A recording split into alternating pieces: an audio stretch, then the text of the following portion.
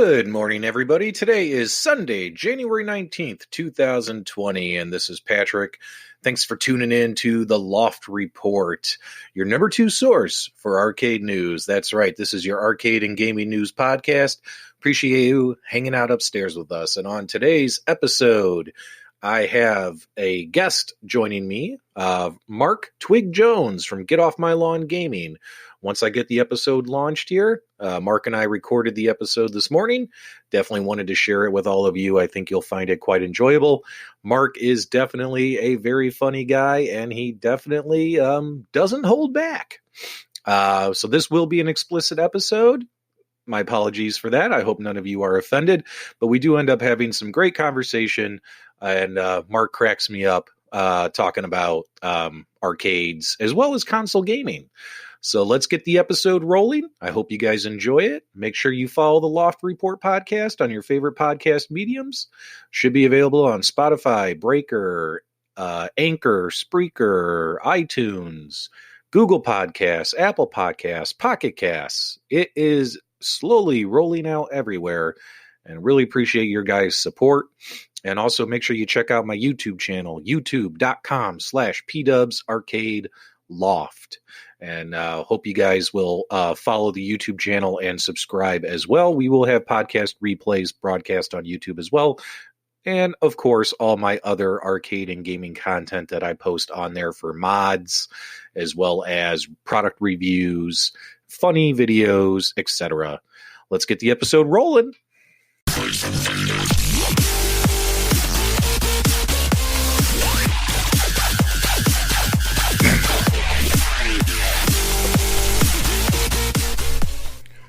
Good morning, everybody. Hey, it's your good old host, P-Dubs. Welcome to the Loft Report. And this is the Loft Report Podcast. And very, very happy that you tuned in and you're hanging out upstairs with us. Today's episode, we have a special guest. We got Mark Twig Jones from GetOffMyLawn Gaming. And very, very excited to have him on. We're going to call this episode Get Off My Loft. And Mark, if you want to say hi to everybody. What's up, people? Let's get this going. Love it. Love it. Mark's ready to get down to business, folks. So taking a look, Mark, I got to say you were on the Retro Buzz the other day, and you were a smash hit. You hit a home run on that episode. Well, I had no intention on getting in there and starting to be as colorful as I normally am in real life. Those that know me know that that's the way I am. I don't give a shit. I just call it as I see it. But I was going to just call in because I was hungry as fuck because I hadn't taken any food with me to work. And I'd gone 12 hours of that damn food. And I just wanted to call in and say, hey, thanks for what you've done. And John D just wanted to keep dragging shit out of me. So, hell, I complied. Yeah. John D, I'll admit, he's been a little bit of an instigator on that particular episode. But what can I say, Mark? People love seeing when the twig snaps, if you will. So Mark, as you know, Arcade 1-Up has had a fantastic CES. They really hit a home run. They dropped the mic on CES. What was that? They dropped the damn mic on CES. Oh, yeah. They, with all the new products, and not only new products, all the new lines of products that they're going to be diving into from micro and mini consoles, it's pretty exciting. And when you take a look at the mic they dropped, what really, really excited you when watching the coverage? Well, I'm a gamer and I have been for years. But I'll tell you what, I've got, 6, 7, I don't even know how damn many I've got now, arcade cabinets. But the pinball is what's got me the most excited. I have wanted a virtual pin because I can't afford, I don't have the room or the know-how to mess with mechanical pinball machines. But that pinball machine, the Star Wars and the Attack from Mars both, I liked how the screen had that optical illusion of it being recessed in there. Mm-hmm. And it didn't have that 9,000 fucking square foot bezel on it. And I'm ready to rock that. And also the mini consoles. Those are cool. I wish they had HDMI out, but I understand it's cost savings, blah, blah, blah, and all that shit. But those mini consoles are going to rock, and I'm going to love having those in my house, too. Yeah, I agree. And I've posted on a few of my videos. I'm really excited about those Coleco-style mini consoles they got coming out. Yeah. Because those hit home for me. My parents had them. We had them. And I'll definitely be purchasing those the day they become available. How about those shots fired with them against AtGames with those plug-and-plays? How about that shit? Yeah.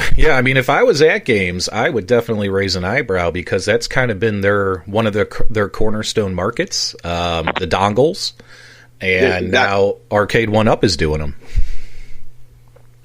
But I mean, AtGames is good at what they do. Arcade 1-Up is great at what they do, and Toy Shock now their entry into the virtual pin. I mean, it's all good. I mean, the competition is going to breed excellence, in my opinion. So that's what's going to happen is everybody's going to raise their game, and at CES, Arcade 1-Up not only raised their game, but I think they knocked it out of the park.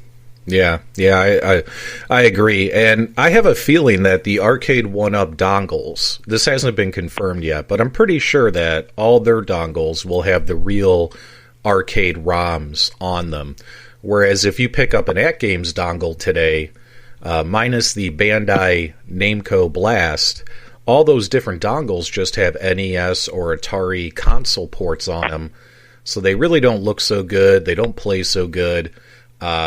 I definitely can't give like a 5-star review on them, but I have a feeling when it comes to the Arcade 1-Up ones, I think AtGames is now, we're going to probably see AtGames put actual arcade ROMs on all these dongles moving forward. Do you think that would be a good assumption? I do think that, and I do think that AtGames learned their lesson with that whole bullshit they did where they sent, I think it was John, a prototype of one of the dongles that had the arcade Pac-Man. I think it was Pac-Man. They had the arcade ROMs, and then they released the damn NES ones.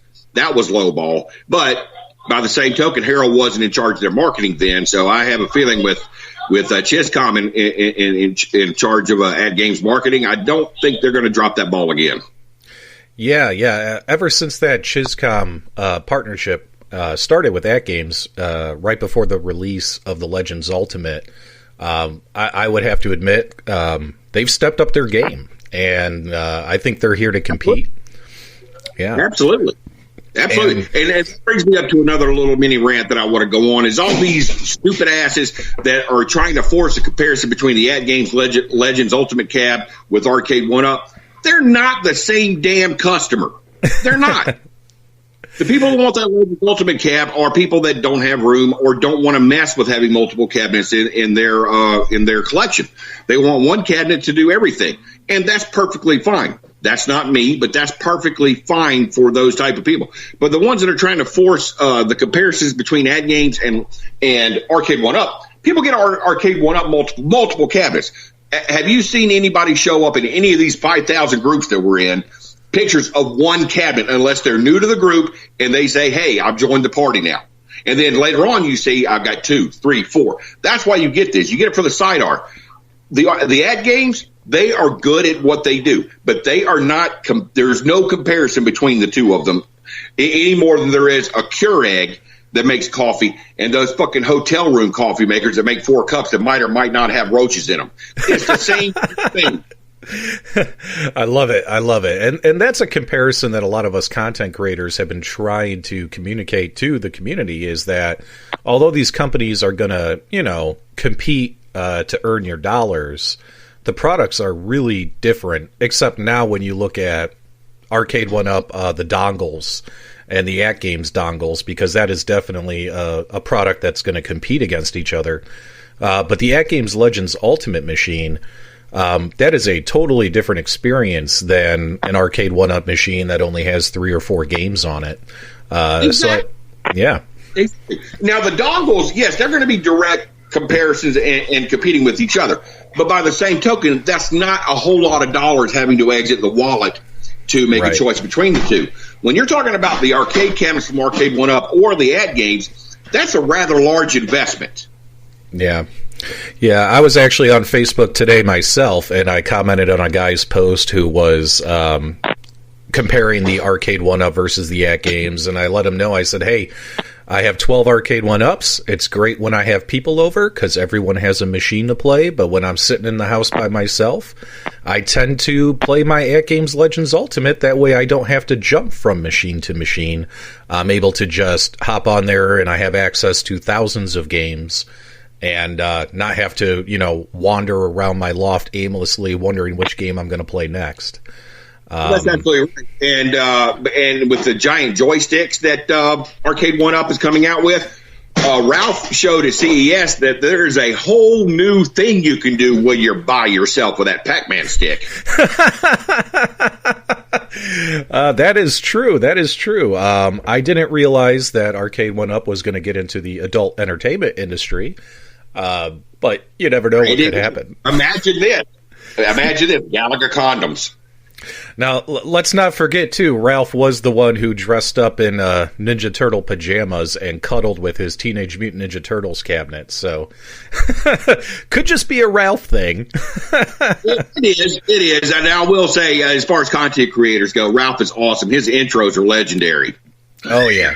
I love seeing what he does. And, it's great watching what everyone else does. Like, Ralph's intros are hilarious and creative.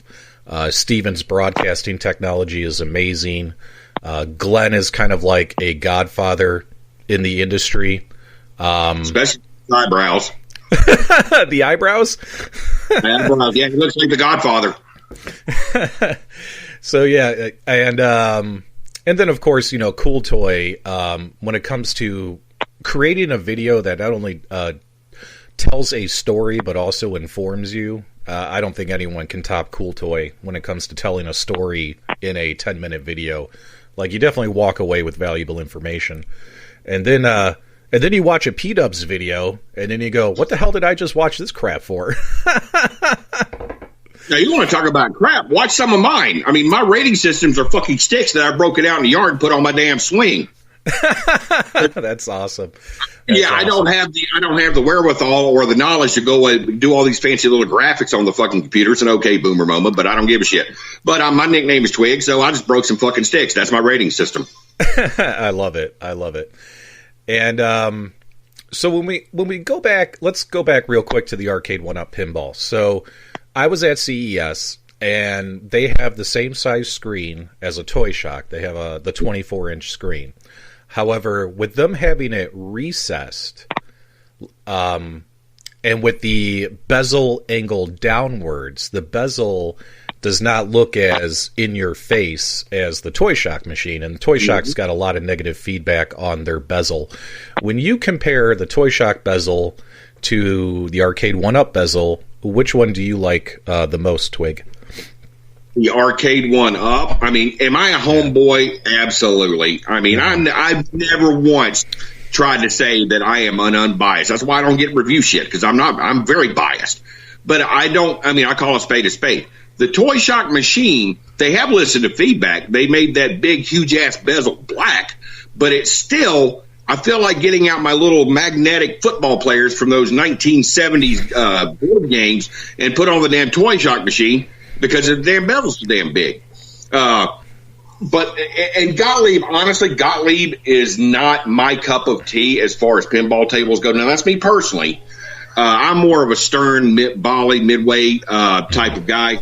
But the way the optical illusion that Arcade 1-Up has done with their recessed is much more eye-appealing to me.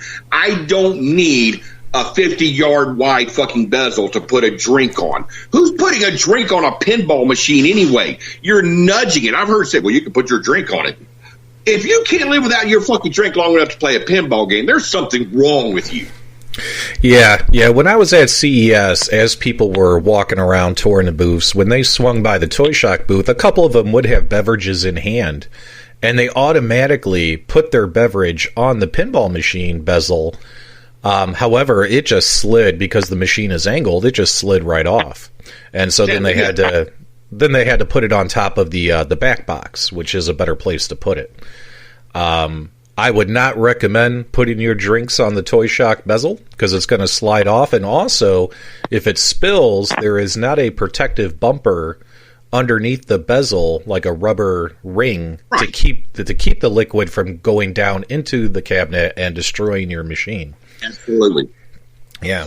Now, what I can tell you is when I saw the Arcade 1-Up bezel, so basically the bezels are pretty much the same size, but because they have it recessed and angled downwards, it makes it look slimmer. And I really liked it when I saw it. It's much more eye-appealing. Even if it's an optical illusion, it's much more eye candy. Absolutely. Absolutely. Now, the machines are a bit skinnier than the Toy Shock. The Toy Shock machines are a little bit wider, and they also have the legs flared out, and with that very strong metal bezel and glass, like, I honestly feel like that machine's built like a tank. When I looked at the Arcade 1-Up machine, obviously, I just looked at it. I actually didn't get my hands on it, but it looked like they had a plexi over the screen, like an acrylic plexi, and it's definitely a skinnier machine. So, I mean, obviously we haven't put our hands on it yet, myself or yourself, but, I mean, just taking a look at the sturdiness of construction, which one do you think might stand the test of time? Well, I've not put my hands on either machine. I will say from a durability standpoint, and when you have as many children as I do, from a durability standpoint, I think that the Toy Shock machine might stand the test of time just a little bit longer. Right. And keep in mind, yeah, keep in mind, folks, we're just speculating here because although I've seen it in person, I actually haven't touched it. And Mark hasn't seen it yet either. But I do worry about the machine being a bit skinny. But then again, once I touch it, it might feel like a tank as well. But I know for sure from hands-on experience that Toy Shock machine, if I had, like you have your grandkids over right now, if I had those grandkids here and they're swinging on the machine's not going to topple, which is a good thing for me. Absolutely. I mean, these Arcade 1-Up machines that I've had, some of them up 2 years old, they're still going strong. And my kids, my grandkids and my small child comes over here and Penelope will play Golden Tee every day. Every day. And there's still nothing wrong with these machines. Right. Now, how do you feel about Arcade 1-Up? I mean, keep in mind, everything we see at CES, a lot of it is prototypes. Some of it will never see the light of day. So will we see a revamped Street Fighter? Will we see a revamped Mortal Kombat? Probably, I don't know for sure. We know for sure we're going to see the new Pac-Man machine with all those games on it and the brown finish on it. And I've seen some folks already starting to complain online that, hey, I just bought this Golden Tee cabinet, but now they're coming out with a Golden Tee cabinet that might also have silver. Yeah. Now I got to listen to this bullshit. Not from you, but I mean, all right, these people go out, they buy a fucking car, all right? It's a 2015 whatever. 2016, they redesign everything. Okay, do they get pissed off? Do they call GM or whoever the fuck made their car? And do they demand them give them a new car because they changed something? Give me a fucking break. Yeah, I agree with you completely, Mark, because, you know, this happens in every business in the history of forever, that they release a product and then they release a newer version of the product that's been upgraded. And it's not something people should get upset about. My best advice for those is there's lots of people out there looking for cabinets. Sell your cabinet, Facebook Marketplace, offer up, get what you can out of it, and use that towards the purchase of upgrading your new cabinet. Just like purchasing a new phone. Should I be pissed that they came out with PlayStation Pro 3 years after I bought the PS4? Right. I agree. Am I entitled to get a free fucking console from Sony? No. Right. No, I agree. And now it's not confirmed yet if the new Golden Tee cabinet will actually be released and if it will actually include Silver Strike bowling. But how do you feel about having a bowling game as part of your arcade room? I think that'd be pretty cool. Yeah, Arcade 1-Up is now starting to come out with offerings that I think you could divide into two different type of categories if you had the space to do that. You could have one of the ones that were everyday games like Galaga, Pac-Man that you want to touch every day. And then now you're starting to get into where you have a party section where you have Golden Tee, which is very, very, very popular in bars, and bowling, which I would suck at both of them anyway, so it was not going to matter.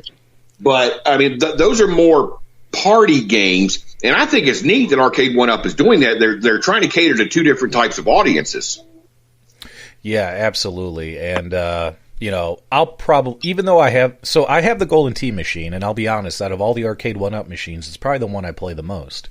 And if they add Silver Strike Bowling, I look forward to getting the newer version that includes the bowling game. Right. Because for all the same reasons you just pointed out. And when we take a look here, what else did they got coming out? They have the Sega cabinet that's got some pretty good looking scan lines on it. Are you a Sega fan, Mark? I am a Sega fanboy, and I don't care if you end that word Y or if an I don't give a damn how you spell it. I am all about Sega. I was one of these guys that grew up.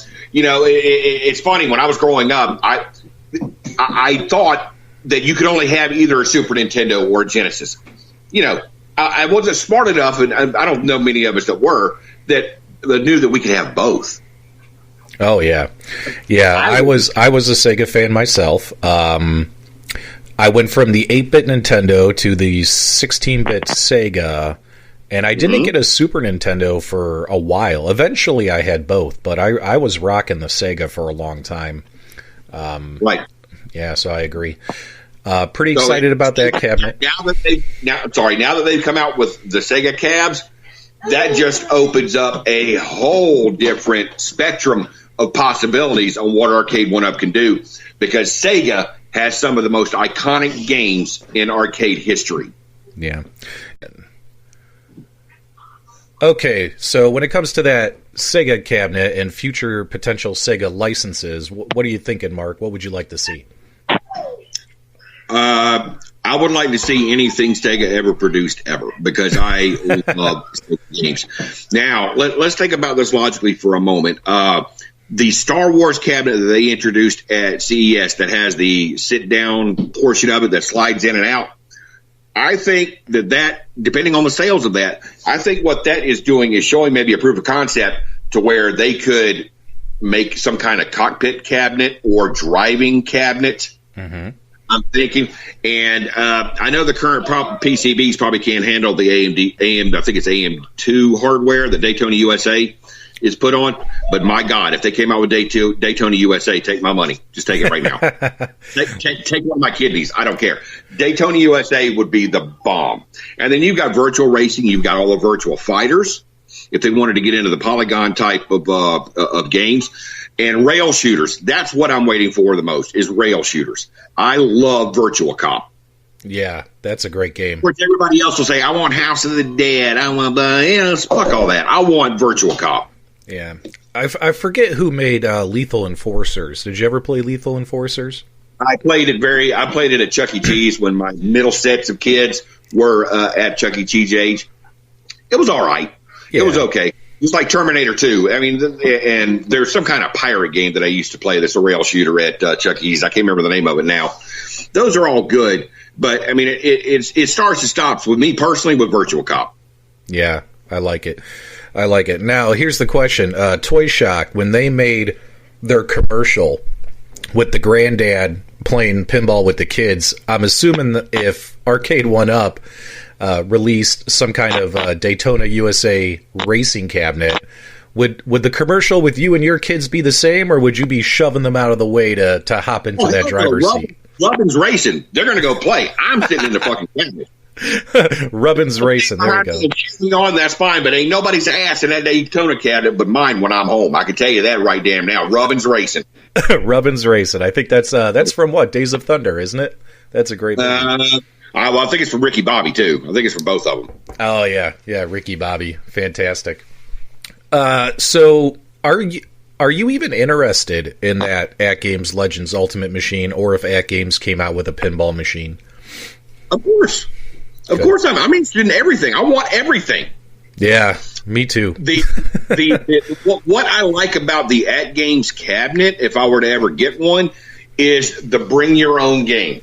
That interests me more than the preloaded games. I know they have a marketplace and things like that, like the eShop on Nintendo and the PlayStation Store and all that. I get all that, but the ability to bring your own games to me is phenomenal. I think that is a hashtag win right there for AtGames on that cabinet, and that's what interests me a lot about that. And I'd love to have a Toy Shock machine. I might try to get some use what little skills I have to maybe eliminate some of that bezel, but that's really the only issue I have with the Toy Shock machine. Well, I take that back. The Gottlieb tables, I don't dislike them. Right. They're just not my preference, if that makes sense. Yeah, no, I hear you. I mean, I enjoy playing them.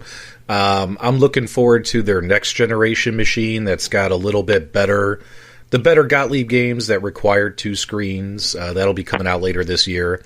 And a lot of the features that we see, or that Arcade 1-Up announced that they would have on their pinball machine, we're going to see those on the next generation Toy Shock machine. So you're going to have 2 products that, they're going to have 2 screens, good speakers, 10 to 12 games, and then also, Toy Shock's looking into the haptic feedback, the recessed concave buttons, accelerometer, because honestly, those features aren't that expensive to put in. An accelerometer might cost them in bulk like $1 or $2 to get that and start mass producing that in their machines. So if these machines came out and they had identical features, and the only thing different might be the bezel and then obviously the titles of the games, you probably would still buy the Arcade 1-Up because you're not a fan of Gottlieb. Is that what you're saying? Well, it's not that I'm not a fan, but I don't have the money to be, buying 17 different pinball machines. So Right. if I had to buy only one, just strictly due to the titles, Right. I could even bypass the bezel being an eyesore if it had titles that I liked on it. Right. But having the ability, and Arcade 1-Up's also going to have the ability, and I think they've done this for the body community, to be able to change the back glass. And that's going to be something that's very attractive. I mean, if you don't want the Attack of the Mars, boom, slide out and put whatever the next one's going to be in there. And I'm sure that's a simple fix that probably Toy Shock will decide they might, if they see that Arcade 1-Up is successful with it. All the 2 of them are going to do is to make each other better. Yeah, I love it. We win on our end. Absolutely, I agree. And but let me ask you this: if, as you know, Farsight Studios, who makes the pinball arcade software that the Toy Shock machine runs, they obviously have a relationship with Stern.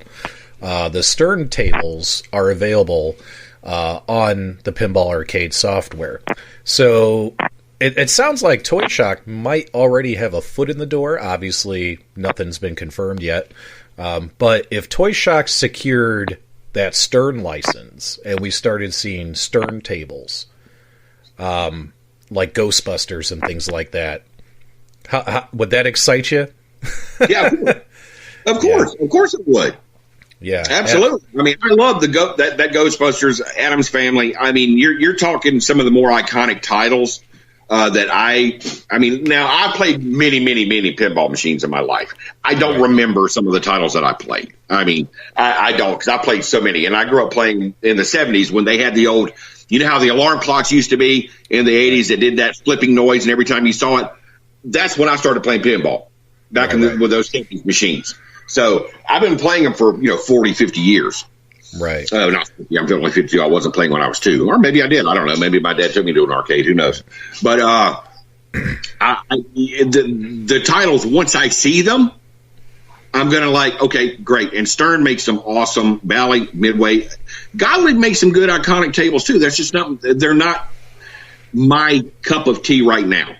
Yeah. I mean, I think people would love to see like the AC/DC table and things like that, but I mean, the cost on those machines would be higher because not only do you got to pay Stern, but you probably got to pay the license for the music for AC/DC and all that kind of stuff. So these machines probably would go up in price. And I think everyone kind of knows, like, you know, the Stern license for 3/4 scale pinball is kind of up for grabs, right? You know, Arcade 1-Up is trying to get it. Toy Shock is trying to get it. I think it's imperative that Toy Shock wins that license. Otherwise, all they're going to have is Gottlieb. And can you imagine if Arcade 1-Up had Bally, Williams, Zen Studios, and Stern? Yeah, they have the market. They would have the market cornered. So it's basically going to be a bidding war, I would imagine. I don't know anything about that part of the business, but it's going to be a bidding war because Stern is like the granddaddy of them all. Oh, absolutely, absolutely. So taking a look here at, let's dive into console gaming because I'll be honest, Mark. I'm going to jump on the Twig train here. There's something that pisses me off about console gaming, and that is the fact that every time I buy a video game, I only get about 75% of the game. And now I spent $50-$60 for the game, and now I got to buy a $20 downloadable pack. Now I got to buy $10 worth of extra character features and skins. How do you feel about that? Do you agree with me that that's a bunch of bullshit? I agree with you 100%. We're their fucking beta testers. I can't stand that. I mean, and I like them. I own many consoles. I am a Sony fanboy, but I'm going to tell you what, Nintendo with the Switch, because the Switch is the last console that most recent console that I purchased. They're starting to take over as my favorite console. But I received on the 10 to 12 video games for Christmas that my wife and kids got me, and it took me 4 fucking days to download all that shit. I couldn't even play anything. Red Dead took 100 gigs of hard drive space. Yeah, that's a lot. That's a lot. It is. And they're not even full games. They're rushing it out. And you know why they're doing it? Because we're fucking buying it. Oh, yeah. If we stopped buying it, they'd stop doing it. They would start sending out full games. DLC should be extra content. It should not be the shit that finishes the game in the first place. Yeah, I agree with you completely there, Mark. So what games have you been actually playing right now? I've been playing Star Wars, what is that, Jedi Fallen Order. I just got that. Love that game. If you were a fan of the Force Unleashed video games that came out, what, 8 years ago or so, you would like that game. What have you been playing? I am right now. I have recently joined the Skyrim bandwagon. I have dropped probably 50 hours in that game already. Wow! And I'm nowhere remotely close to being done. I love it. I originally was going to play with mods, but I'm a trophy whore, so I restarted it, got rid of the mods because I just want to play it as is because I want my fucking trophies. And the other thing I'm playing, and what really pisses me off, is I'm playing Pokemon Sword right now, or Shield, I'm sorry, on the Switch. That's what I'm playing. I'm going back and forth between the two. And the most recent Direct, you know, when Pokemon came out, and I was an apologist for them, I'm like, I don't need the National Pokédex to enjoy the new game, okay? I don't need the Bulbasaurs. I don't need all the ones from the earlier generations. Give me all new ones. That's perfectly fine. I was apologizing for them screwing over the community. And then what happens? The next Nintendo Direct we get, we're going to come out with expansion packs where you can pay us $30 fucking and now play with the old ones that we should have put in the fucking game in the first place. Because that assets, all you did was redraw some of the new Pokemon are just simply redrawn sprites of the old ones, so they could charge us $30 fucking for the older ones. Yeah. I was never a fan of the Pokemon games, but my son is. And every Christmas and birthday, he would be like, I need you to buy me a Pokemon game. I'd like that for my Christmas or birthday. And I'd say, which one? He'd say, well, I need Pokemon Black and Pokemon White. I'll be like, is it the same game? And he'd be like, no, it's different. It's different. But they get released on the same day. And from the limited touches I had with it, it felt like I was paying twice for the same game. They've been doing that since the inception of the Pokemon franchise. I'm used to that. They are identical games generally, with minor changes. Some of them get different legendary Pokemon. Some of them have you know, you usually start out that they advertise one specific Pokemon as the headliner of that specific game. So that will be exclusive to that game. The community is used to that. Good. What we're not used to is being told there is no National Pokédex, Dex, and then 6 months after they release the fucking game, they're saying, "Oh, there's a National Pokédex. Here, you can buy downloadable content and pay us $30 for it." Yeah, well, yeah, I'd have to agree with you. That's kind of bogus on the makers of Pokemon. Unfortunately, I don't know enough about it. But I can tell you what, when that Pokemon game came out on the phone, yep. I was running around town just like everybody else trying to catch Pokemon. And that went away after like a month. Like, do you remember that? Yeah. That was the rage. And then it went away. I'm old and I'm fat, and I just recently got my Wii, and I played that for like 3 weeks, and I'm like, fuck that. I'm not exercising to play. So the last thing I was going to do was to go out and fucking walk around looking for fucking fake Pokemon. I'm not doing that shit. I'll sit on my couch and play Pokemon with my Switch, which is why I'm glad they came out with that. But yeah, I remember the craze. People were getting hit by fucking cars, running into trees and shit. It was kind of funny when you could see some of the videos on YouTube. But yeah, I remember the craze. I never joined it. Yeah, and I agree with you. So we have the PlayStation 4, the Xbox One, and we have the Switch. And I got to tell you, I love my Nintendo Switch. I love playing. I still play Legend of Zelda, Breath of the Wild. Top five GOAT. Legend of Breath of the Wild. I mean, what's so much fun about that game is you don't even need to play the missions because it's such an open world experience. You could get on there, play for 3 hours, not move the storyline forward, but just walk, travel, climb mountains, craft items, all that stuff. And it's so much fun to play. I probably have logged 75 to 100 hours in that game, and yet I still haven't beaten the official storyline. Because I just love exploring so much.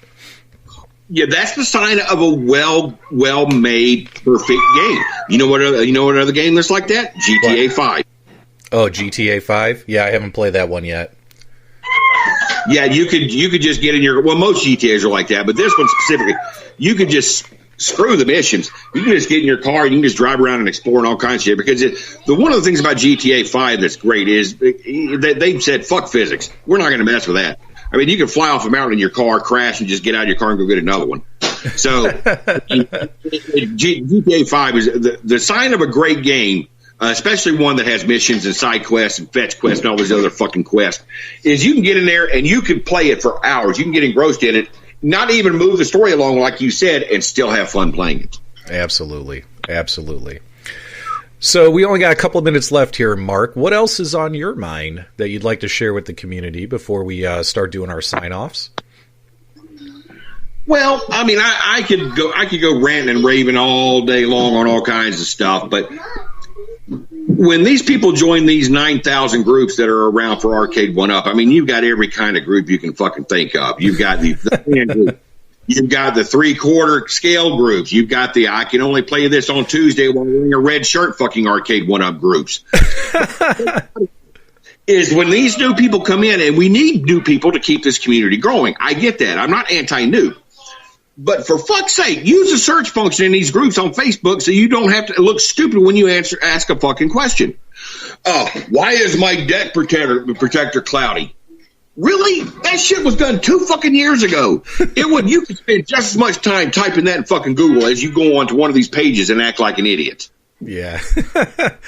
Yeah, I mean those communities are growing. New people are being added every day. Arcade 1-Up, I mean they're becoming a national brand. They went from a market niche to a national brand, and I expect all those fan pages to be new people coming in every day. And yeah, I agree with you, Mark. If you're on a fan page, if you have a question, type it in the search button, and you'll probably find a few posts about it. So yeah, there is a way to find the information without actually making a post. And if not, make a post, and hopefully someone will answer your question. Or be thick-skinned enough when you start getting trolled by people like me that just have fun with it, because it's never when I'm doing all these troll busting that I'm kind of known for on there, I'm never doing it with any kind of malice. I just doing it because I fucking frankly entertain myself. Yeah. So out of all the trolls that you've busted, Mark, what's the, let's not mention any names, but what's like the funniest? Do you have like a funny story, or the one that kind of sticks out, that somebody said something and you had to respond to it? Jesus, man, I wish I'd have had warning on this, because I probably should have pulled the archives. I've had so many. I tell you what, if we ever do this again, I'll have to answer that then. I mean, I could just give you simple ones where, I mean, people are coming on here. Arcade One has been around for 2 fucking years, and you can still go on there when they're posting on the official site, where the people come on there bitching about the customer service. Yes, Scott's admitted the customer service for Arcade One Up needs improvement. Okay, yes, I understand that doesn't help whatever individual has a problem with right now. But what do you think is going to happen when you go to a goddamn social media site run by social media people asking for tech support? They're not there to help you with that. They're not out there whittling Arcade One-Ups in the background while they're answering questions. No, yeah, that's an excellent point, Mark. That's an excellent point. Oh, and the stop sign. Oh, it said not to take this back to the store because it's got a stop sign on it, blah, blah, blah, blah, blah, to call this number. The number doesn't exist. Oh, my God. I've heard that so many times, too. When you buy a pool, an Intex inflatable pool, okay? I don't know. I'm assuming they still do those. One of those trailer park type pools that you blow up in your front yard. Oh, yeah. Yeah. On the box, it says the same fucking thing. Don't go return to store. Call the retailer or call this number. Every damn Monday when I was working at a previous retailer, I'd always have those damn things come back. They were bought on Friday. They were used over the weekend.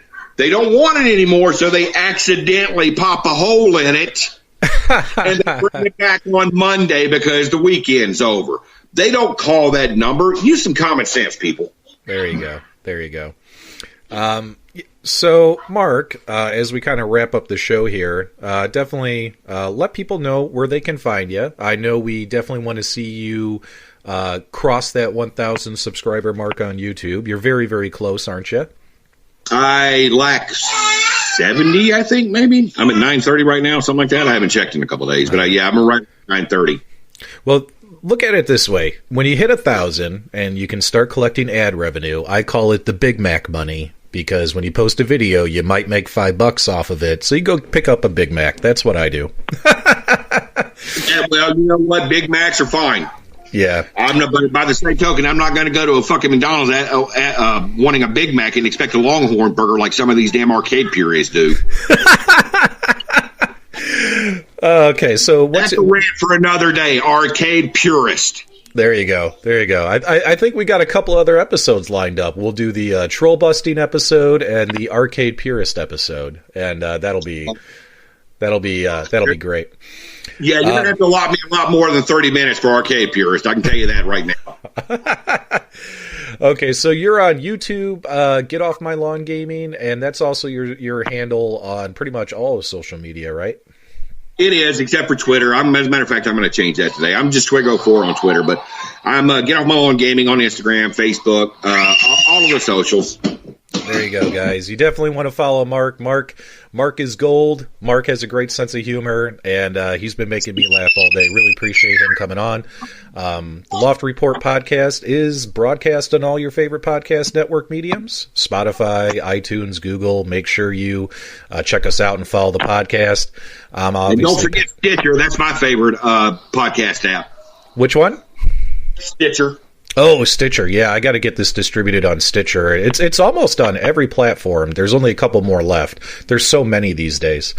So do us a favor, follow the podcast. Also, make sure you check out my YouTube channel. It's just youtube.com/PDubsArcadeLoft, your number 2 source for arcade news. Let's give a round of applause for Mark. Hey, thanks for having me, Patrick. Absolutely, and I hope you have a fantastic day, Mark, and for all of you out there, hope you guys have a great weekend. Take care. Go retro. Go retro.